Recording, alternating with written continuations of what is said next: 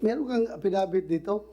Sinabi mo, he was able, referring to Haring Aguila. Yes po, sir. He was able to change and comfort and contort his voice into different person. Yes po, sir. Anong different person? Yung una po, sir, yung cousin ko, nagkasakit siya, dinala sa hospital, at biglang dumating din po si Jeren Skelario. Oh. Pagdating niya po doon sa hospital, ipabago-bago po yung boses niya. May nagsasalita siya ng pangbabae, matandang babae, may nagkatsila, at may matandang lalaki, at yung boses niya ngayon. You confirm that, Jerez? Kaya mong magboses babae, boses katsila? Sampol. Ha? Kaya? Sige. Kaya? Ano? Hindi po yan totoo. Ha? Hindi po yan totoo. Hindi totoo. Oh. Sige, thank you. Tapos, during our meeting, he shouted, "Let the bird, kiahaw." Kiahaw na bird, no? Kind of bird. Let the bird sing. And unexpectedly, a bird sang. Yes po, sir. Totoo yan. Kumanta Opo. yung, paano? May boses po ng ibon Oh. na biglang tumunog. Huh? There was a time that galing sa kanya o galing sa ibon. May ibon talaga dumating na kumakanta. Sabi niya, tingog langgam kiyahaw, at may tumunog na naman din na ibon. Okay There was a time that it was raining hard and Senor Aguila shouted, "Let the rain stop." And indeed, the heavy rain stopped. Since then, we really became diehard believers because of his supposed powers. Yes po, sir. Huminto talaga ang ulan, pagsabi niya. Baka accidentally lang po din po, sir, yung... Bakit ka naging diehard? Noon po yun, sir. Ano yun? Yung sobrang diehard pa. Kaya nga po huminto ako sa pagtuturo. Okay, thank you.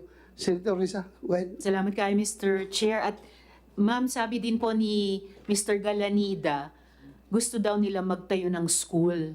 Ano pong tingin nyo doon sa planong yon?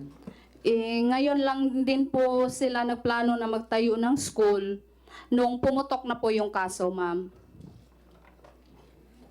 Bakit ganun yung timing? Sabi nga nung ibang tao na nandun pa sa baba, sa bundok, parang cover up ba? Yung cover up na hindi sila matatawag na kulto doon. So pati yung pagtatayo ng school na ipinagbabawal naman ang mga bata makapag-aral, ngayon gustong gawin para i-cover up yung Opo. mga akusasyong iniimbestiga. Opo, ma'am. Saka ma'am, ano exactly yung pinangako? Ano exactly yung pinangako sa inyo ni Senyor Aguila kaya kayo sumali noon? Pinapangakuan po kami, ma'am, ng langit. Pag makasunod po kami sa kanya, lahat po kami ay mapupunta sa langit. At yung hindi sumunod doon sa kapihan, ay pupunta kami sa impyerno. Balita po namin, explicitly sinabi ni Senyor Aguila ang mga government employees hindi mapupunta sa langit. Opo, ma'am. Talagang napatingin kami sa isa't isa lahat dito na nagtatrabaho sa Senado. So, bakit po kayo nakumbinse noon na sumama? Dahil po sa mga insidenteng Opo. binasa ni Chair sa affidavit nyo. Opo, ma'am. Salamat po, Ms. Riza. Mr. Chair, isang follow-up question po kay Mr. Galanida at isa po kay Yes. Ms. Lovely kung maaari. Go ahead, go ahead. Salamat kayo, Mr. Chair. Kay Mr. Galanida or kahit kay Senyor Aguila, sa record po ninyo, sige, Mr. Galanida, sa record Yes po po. ninyo, ilan po ang nakalibing sa sementeryo? Kasi po sa totoo lang, marami pong nawawalan ng kamag-anak. Hindi ko po alam. Hindi nyo alam po ilan ang nakalibing sa sementeryo? O hindi ko kung ilan sila.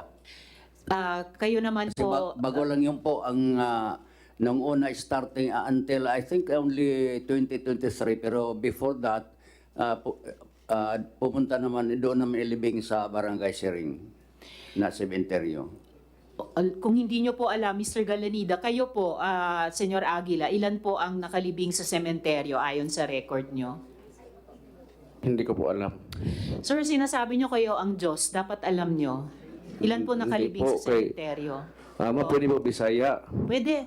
Kung tinuod pa nga, mingon ko nga ako Diyos, dili ta na ko moabot sa punto nga gani, ma'am. 23 years old pa man ko. Dili. 23? 22 mo, 23 pa karon 22 February, na. opo. Oh, Sorry po. okay. Pakiulit nga yung sinabi mo, kaya i-translate ko na Tagalog para maintindihan ng lahat. Sige. Kung tinuod pa nga nag-ingon ko nga ako Diyos, di ta na ko moabot sa punto nga may ani ko. Nga 23 years old pa man ko.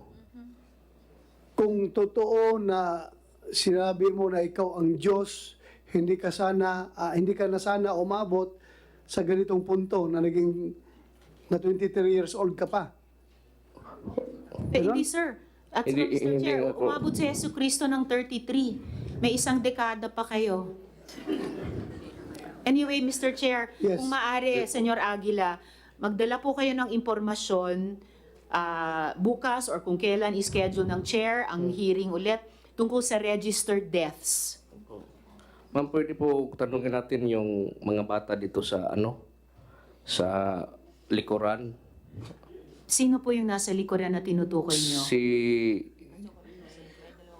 Hindi ko alam kung anong pangalan. May dalawang bata dito. Parang gustong Bata yan na Oo. taga-kapihan. Dala ninyo yan? Dala ninyo? Isa po silang mga witnesses kasi yung isa na-release dati po sa hinihingi namin na habeas corpus at isa din lumayas sa sabi ko po nandoon sa kamay ng LGU at saka DSWD. Mr. Chair, sa pagkaalam ko po, yung original na 8 tumakas, pinakasuhan ng Socorro Bayanihan Services ng kanilang mga magulang na nasa kanila pa sa kapihan para mabawi yung mga bata. At yung isa nga po ay naibalik sa kanilang magulang at yung 7 natira ay talagang humiling ng saklolo na manatiling malaya at nananawagan sa kanilang mga kababata na nasa kapihan pa na tumakas din dahil wala daw silang kinabukasan doon. Kung bibigyang daan ng chair yung pagsasalita ng 2 pang bata,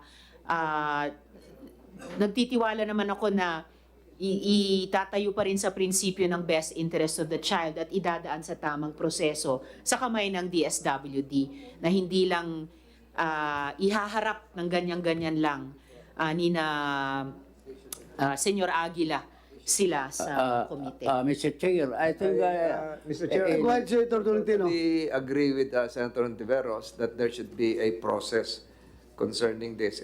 Kababasa ko lang itong letter coming from the Office of the Secretary ng DSWD. So there should be a process that it should likewise involve the Secretary of this committee to really ferret the credibility and the veracity of the statements to be given by the children coming from the anong pangalan? Bayanihan. So there has got to be a process for this, Mr. Chairman. Well, in the interest of fairness, no, as the chair, ako gusto ko talaga lahat magbigyan dito. Kung pupwede lang, pero yun nga, we are napipigilan tayo dahil may batas na nagsasabi na kailangan ipaprocess. Meron bang DSWD dito? Ano, kaya nyo i-process ng mabilisan bago natin i-present kung gusto talaga nang i-present? Kaya Mr. niyo Chair, i-process? if I may, Mr. Chair, Yes, yung isang bata ay na-release po due to isang prosesyo ng batas through habeas corpus. yes, iba yung sinasabi mo na process yun ng korte. Ito, process ito ng DSWD according to law na kailangang sundin para maprotektahan yung kanilang kanilang rights. So, yung sabi mo na legal process, wala problema yun. Decided yun ng korte. Hindi namin kayo hinahabol na ibalik ninyo yung mga bata doon sa kuan dahil may desisyon ng korte na ibalik sa mga parents. So, wala kaming problema doon. Ang amin lang, kung gusto niyo i-present yan, ako as a chairman, gusto kong pagbigyan rin kayo dahil baka sabihin niyo, bias ako dito sa mga nag-akusar, kayo nagdidipin sa sarili niyo, hindi ko kayo pagbigyan. Gusto ko sana i-process. Kaya nga tinatanong ko yung DSWD kung Asek Dumlao, kaya niyo ba? Kaya? Dalawa yan, dalawa. 30 minutes. Dalawa po sila. Dalawa. Okay, procedure po dyan Kasi ng parang inisip namin parang yung lang nagparatang sa amin yun ang palagi nagsasalita. We understand that. well, naintindihan namin yan. Huwag ka mag-alala, intindihan namin yan. Tinatanong lang namin itong DSWD, kaya? Magandang hapon po, Mr. Yes. Chair. Tama po yung nabanggit ni Senator Tolentino na nakasaad sa aming position paper with respect to the attendance of children in committee hearings. Napakahalaga po na magkaroon muna ng social preparation sa Social preparation. bago Okay. po dumalo o ma-involve ang isang bata. How sa long will you ganito. do that for the two Para po sa witnesses social preparation, depende po iyan. Dahil kinakailangan na i-establish muna yung rapport between the social worker and the child. Hindi po madali dahil kinakailangan ding mag-usap at magkapalagayan yung pong social worker at yung bata. You're trying to prevent trauma, di ba? Tama po, Mr. Chair. So how fast can Isa you po do yan that? sa mga So you're looking tinitingnan at ng emotional DSWD. security, developmental needs, etc., etc. Yung dalawa dito, kaya niyong gawin ngayon o it will take time? Mr. Chair, kinakailangan po ng oras para po sa pagsasagawa ng social preparation. Oh, okay, we are not forcing you to do that. We just would like to, this committee would like to get your recommendation for the record. What do you recommend? You process that or it's impossible for you to process right away because as you said, you need time to establish rapport between the social worker and the minor. So, anong recommendation mo? So that the chair can roll that manifestation coming from the side of kapihan. Ano recommendation mo? We will take your recommendation. Mr. Chair, pwede naman po nating kunin yung bata, kausapin po ng ating social worker sa separate room, and then after that, doon po sa gagawin nating social preparation kasi kinakailangan i-explain doon sa bata anong importance ng kanyang pag-testify o pagbigay ng impormasyon dito, yung kahalagahan ng pagsasabi ng totoo. Okay, ganito na lang. Magbigay ka ng social worker mo doon, kumsek, bigyan mo ng kwarto, mag-usap sila doon, then afterwards, you give me your recommendation, ha? Kung pwede bang iharap sa committee yung bata. Kung mag-recommend ka na, hindi po pwede, Mr. Chairman, we will follow your recommendation. Pag sabi mo pwede, it's up to your determination, okay? So, akong interest ko lang dito is fair ako, ha? Fair ako, wala tayong pinapaboran. Mr. Chair, siguro dapat kasama si Asek Dumlao plus no representatives coming from kapihan o bayanihan. So wala. WD at yung mga bata lang. Yung bata lang at SWD, pag-usap sila. Yes, you want to say For the something? record, Mr. Chair, the parents are here. They can assist their children. They are here. Sa batas with po, us. DSWD ang nagpo-process nito, yung psychological evaluation, trauma prevention, etc., etc. So, yun po yung pinag-uusapan ngayon. So sila, Mr. Chair. walang problema, magtiwala tayo. Yan ang mandato ng DSWD, pangalagaan yung kapakanan ng mga bata. So, tiwala tayo sa kanila. Yusek, Asik, you can proceed now. You want to say something ba? Mr. Chair, maraming salamat po.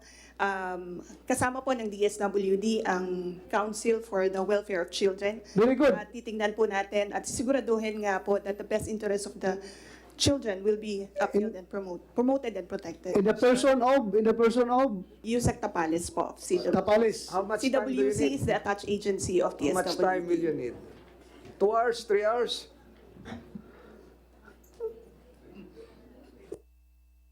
basta you just report back to the committee kung anong recommendation nyo. Hintayin namin kayo. You have your time. Ganun na lang. Yes, Mr. Chair. Sige, thank you. You're no excuse.